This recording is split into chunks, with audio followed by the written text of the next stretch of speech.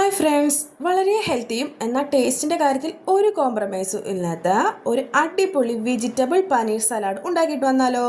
അതിന് വേണ്ടിയിട്ട് ഞാനിവിടെ എത്തിയിരിക്കുന്നത് കുറച്ച് ക്യാരറ്റ് ആട്ടോ. ഒരു കുഞ്ഞ് ക്യാരറ്റ് കുനുകുനാന്ന് അരിഞ്ഞിട്ടുണ്ട്. അതിനൊപ്പം തന്നെ ഒരു ചെറുനാരങ്ങയുടെ പകുതി മുറിച്ചെടുത്തിട്ടുണ്ട്.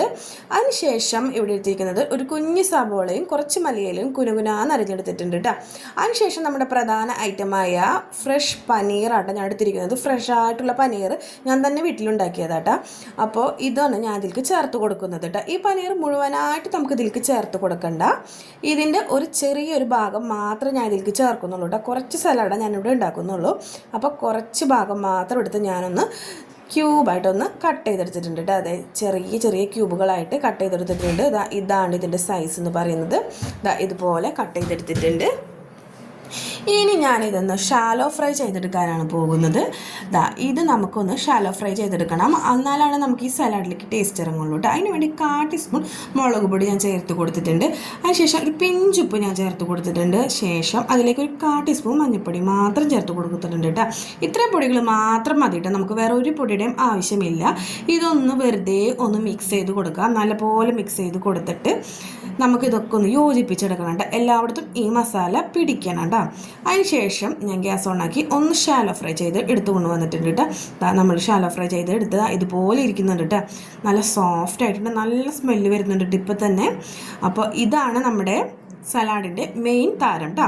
ഇനി നമ്മൾ ഈ പനീറിലേക്ക് നമ്മുടെ സബോളയും മല്ലിയിലയും കൊത്തി അരിഞ്ഞത് ഇട്ട് കൊടുക്കുന്നുണ്ട് കേട്ടോ. ഇതുപോലെ ഞാൻ ചേർത്ത് കൊടുത്ത് നല്ല പോലെ ഒന്ന് മിക്സ് ചെയ്ത് കൊടുക്കും കേട്ടോ. നമ്മൾ ഈ മിക്സ് ഈ ബൗളിലേക്ക് ഇടുമ്പോൾ തന്നെ നമുക്കൊരു തിയേറ്ററിൽ പോപ്കോണൊക്കെ കഴിക്കുന്നൊരു മണമില്ലേ, ആ മണം നമുക്കിപ്പോൾ വരുണ്ട. ഒരു അടിപൊളി സ്മെല്ല് വരുണ്ട. ആ പനീർ വെന്തതിൻ്റെയും എല്ലാം ഒരു അടിപൊളി മണം നമുക്ക് ഇപ്പോൾ തന്നെ വരുണ്ട.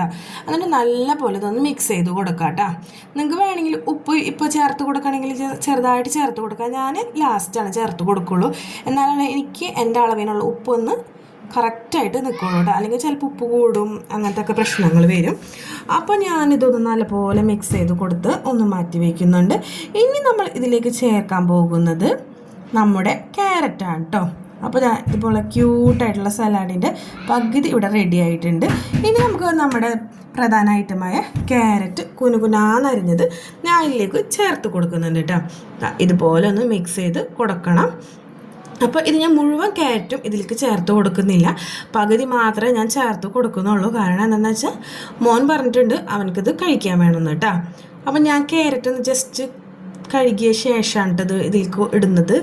അരിഞ്ഞിട്ട് നല്ലപോലെ കഴുകിയിട്ടുണ്ടായിരുന്നു, അതിൻ്റെ വെള്ളമാണ് നമ്മൾ ആ പത്രത്തിൽ കണ്ടത് കേട്ടോ.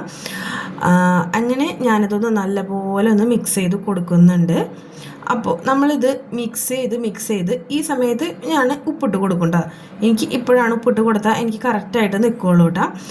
അപ്പോൾ ഈ സലാഡ് ഉണ്ടല്ലോ നമുക്ക് രാത്രി കഴിക്കാം കേട്ടോ. ഡിന്നറിന് പകരമായിട്ട് ഈ സലാഡ് കഴിക്കാം. അതുപോലെ തന്നെ നമുക്ക് ലഞ്ചിന് ചോറിൻ്റെ കൂടെയും ഈ സലാഡ് കഴിക്കാം കേട്ടോ. ഞാൻ ഡിന്നറായിട്ടാണ് കേട്ടോ കഴിക്കുന്നത്. ഇവിടെ എല്ലാവർക്കും ഈ സലാഡ് ഇഷ്ടമാണ്. ഇതിന് നമ്മുടെ ചന മസാലയൊക്കെ ഇല്ലേ, നമ്മുടെ ട്രെയിനിൽ നിന്നൊക്കെ മേടിക്കാൻ കിട്ടുന്ന അതിൻ്റെയൊക്കെ ഒരു ടേസ്റ്റാണ്. നമ്മുടെ കടപ്പുറത്തും ഒക്കെ ഉണ്ടാവില്ലേ, ആ ഒരു ടേസ്റ്റാണ് ഇത്. ഇതിലേക്ക് വേണമെങ്കിൽ നമുക്ക് പരിപ്പ് വർഗ്ഗങ്ങളൊക്കെ ഇട്ട് കൊടുക്കാം, കടല വേണമെങ്കിൽ ഇട്ട് കൊടുക്കാം, അങ്ങനെയൊക്കെ ഇട്ട് കൊടുക്കാം കേട്ടോ. അതിന് ശേഷം ഞാനിതൊന്ന് ചെറുനാരങ്ങ പിഴിഞ്ഞ് ഒഴിച്ചു കൊടുക്കുന്നുണ്ട് കേട്ടോ. എന്നിട്ട് നല്ലപോലെ മിക്സ് ചെയ്ത് കൊടുക്കുന്നുണ്ട്. അപ്പോൾ ഇതിന് കുറച്ച് നേരം നമ്മളൊന്ന് റെസ്റ്റ് ചെയ്യാൻ വെക്കണം കേട്ടോ. എന്നാലാണ് ഈ പുളിയൊക്കെ നല്ലപോലെ പിടിക്കുള്ളൂ കേട്ടോ.